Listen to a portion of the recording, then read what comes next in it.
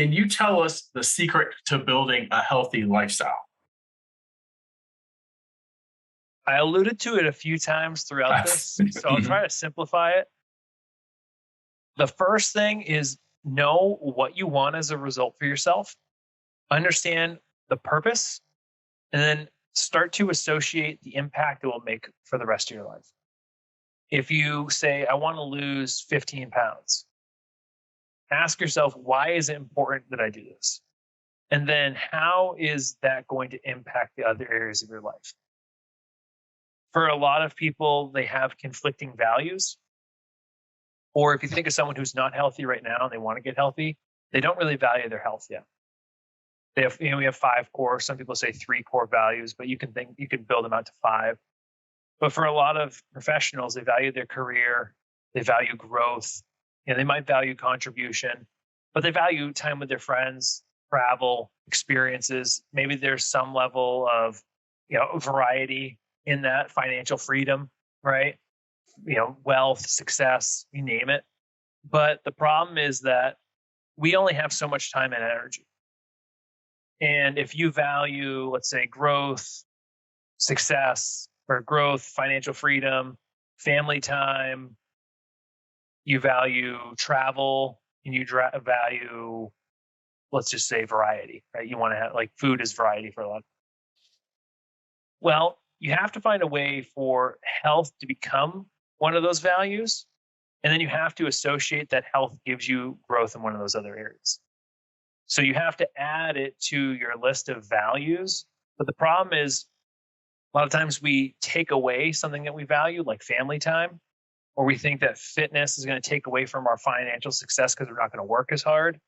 And it creates conflict. And if there's conflict in our values, we're going to go to what we value most. And for a lot of people a lot of people who want to be career driven, it's success, it's wealth. And then a lot of people who have families tied into that. It's like those two things are taking, and then my relationship, right? All these things are going to take up that space that being healthy would. So a good example would be if you say, oh, I want to be healthy. The purpose is going to make me live longer. And that's going to impact my children. So I've linked 2 values that allow me to get leverage on myself so that when I'm struggling, I can remember, hey, I'm being healthy for my kids. I'm being healthy for my business, my employees. They need me to be healthy. And the second thing is, once we know what we want, we have a purpose behind it, and we've been able to associate the impact that's going to make in our other areas of life, we can kind of build a bridge, if you will. The second thing I want to focus on for most people is build, like I said, build the foundational habits, because you're not going to always be perfect. You're never going to be perfect, in fact. And things are going to change. Your life's going to change. So how can we build a foundational core habit or routine or a way of living that allows us to at least make progress or maintain a higher quality of life? If I can, let's say, do 2 strength training workouts a week, or walk for 15 minutes a day, or drink, another 30 ounces of water than I'm typically drinking, that is going to influence me more than the days, the motivation swing of getting extremely motivated and pushing myself for 6 days a week and then falling off for 3 months. So I think that the key is knowing what you want, understanding why it's important, associating the impact, and then building the small habits. Just building the small habits. And then if I was to put one last stake in it, I would say you have to bring people into your circle who can positively influence you.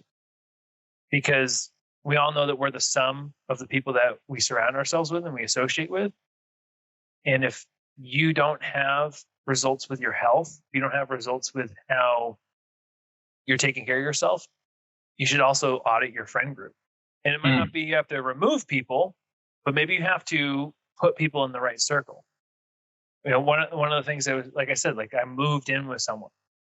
And I'm not saying everyone has to do that. You could start changing the people that you're listening to. You could change the social media feed.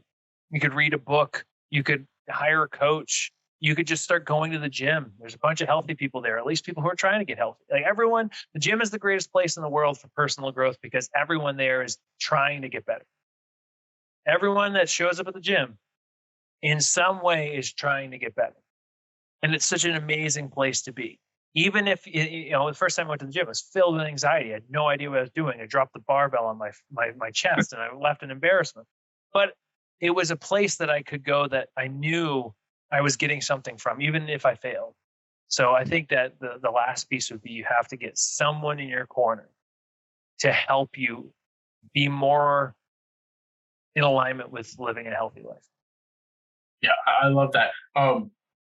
Real quick follow up, and I don't know if I'm going to say it as a statement or a question, but would you say the better habit is actually just getting into the gym rather than what you do in the gym? Because just getting to the gym is a stronger habit than whatever you do inside of it. Would you say that? James Clear in Atomic Habits talks about the value of making things easy, simple, and rewarding. Mhm. The point that he brings up when he talks about changing your habits is that the habit you're building should take less than 10 minutes to perform. And that might be putting shoes on, right? And getting out the door. That might be filling your water bottle, packing a healthy lunch, just walking down to your basement and stepping on the treadmill, right? I think that the idea that you have to have motivation is a lie. You have to know what you're going after, and that's where motivation intrinsically comes from, is having a perceived future reward. But motivation also comes from movement. And so getting into the habit, showing up at the gym. Motivation will find you on the run. Motivation will find you in the gym. It will find you in the moments where you're doing the behavior. So I would completely agree. It's just a matter of finding the small habit that influences the bigger action.